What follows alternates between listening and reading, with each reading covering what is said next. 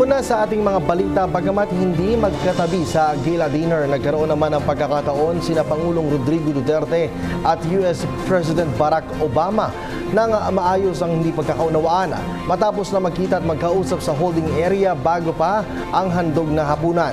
Sinabi naman ni Senador Alan Peter Cayetano na sa kabila na nangyari, nakatanggap pa rin ang ating Pangulo ng maraming imbitasyon mula sa iba't ibang global leaders upang mag-state visit. Samantala, nakatakdang magtapos naman ngayong araw ang 28 at 29th summits kung saan ipapasa naman sa Pilipinas ang chairmanship. Mula sa Laos, ihatid natin sa atin ang detalye ng aming kasamang si Rocky Ignacio live.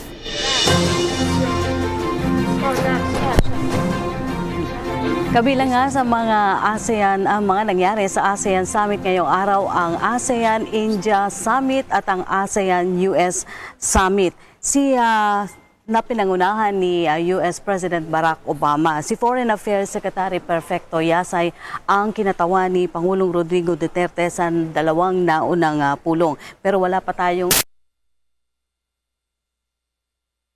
kung ano ang dahilan kung hindi nakadalo ngayong araw ang Pangulo. Sa pagsasalita naman ni US President Barack Obama, isinuling nito ang pagkilala sa mga karapatan at pati na ang pagtalima sa international law kasabay ng pagkilala sa desisyon ng Arbitral Tribunal sa claim ng Pilipinas sa West Philippine Sea.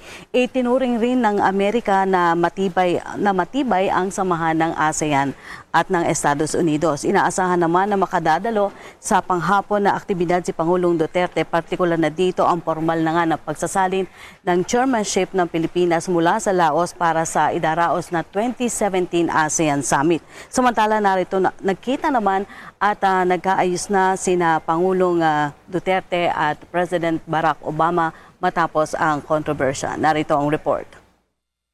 Nagkita at nagkausap na sina Pangulong Rodrigo Duterte at US President Barack Obama sa holding area bago ang gala dinner na handog sa mga bisitang leaders ng pamahalaan ng Laos na ginanap sa National Convention Center. Bagamat hindi magkatabi sa handog na hapunan, nagkaroon naman ng pagkakataon na maayos ang dalawang leader ang umano'y hindi pagkakaunawaan. Katabi ni Pangulong Duterte sina Russian Prime Minister Dmitry Medvedev at Indonesian President Joko Widodo. Sense that all's well that ends well. No, I mean the warm handshake, a good conversation. In diplomacy, you don't usually go to the past and bakit nangyari or blame anyone. It won't be productive, di ba? And the Philippines and US as a long partnership, long relationship. There are bumps along the way. There will be bumps along the way. We do not know who the next US president will be. But it wouldn't hurt to have a popular former president on our side.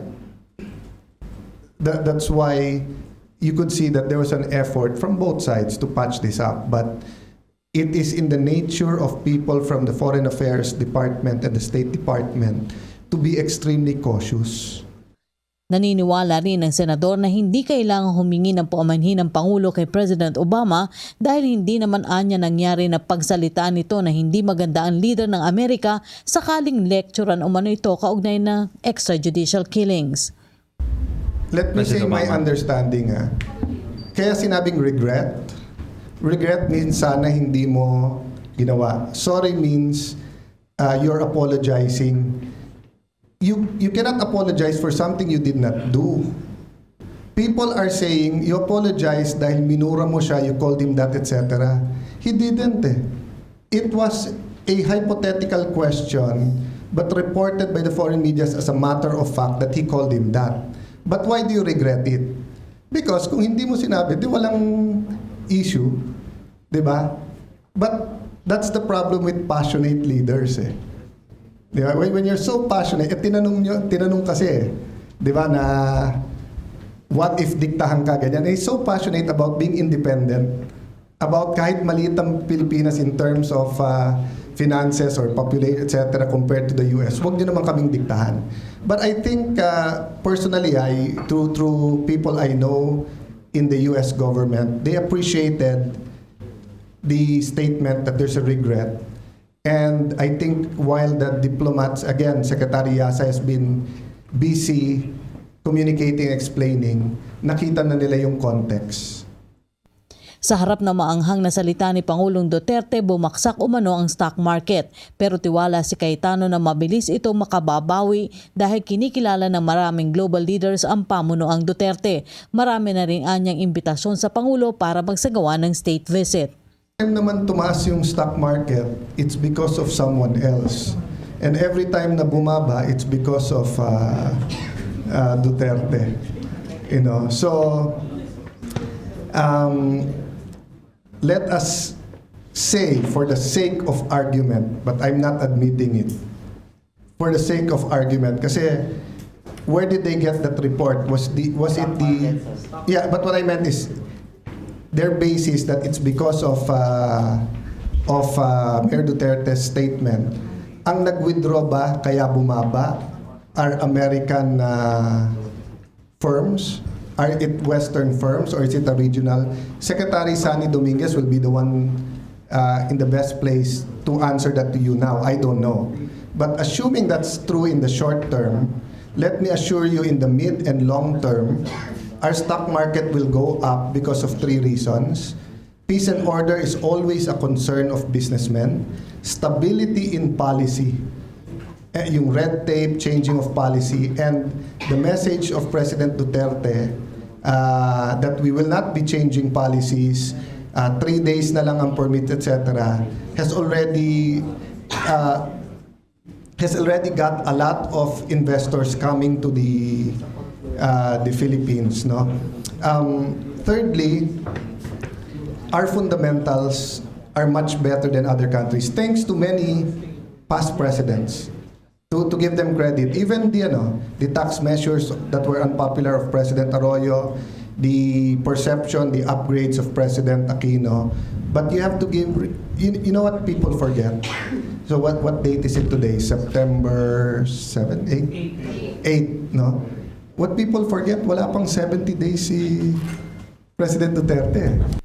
Hindi rin nakadalo si Pangulong Duterte sa ASEAN-UN Summit. Nagkataon anyang napasabay na ito sa oras ng courtesy call ng Pangulo sa pinuno ng Laos.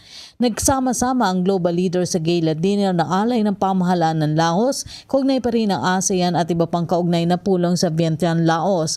Bukod sa ASEAN leaders, kasama na ang mga dialogue partners, kabilang si UN Secretary General Ban Ki-moon na nakaharap at nakausap na rin ng Pangulo.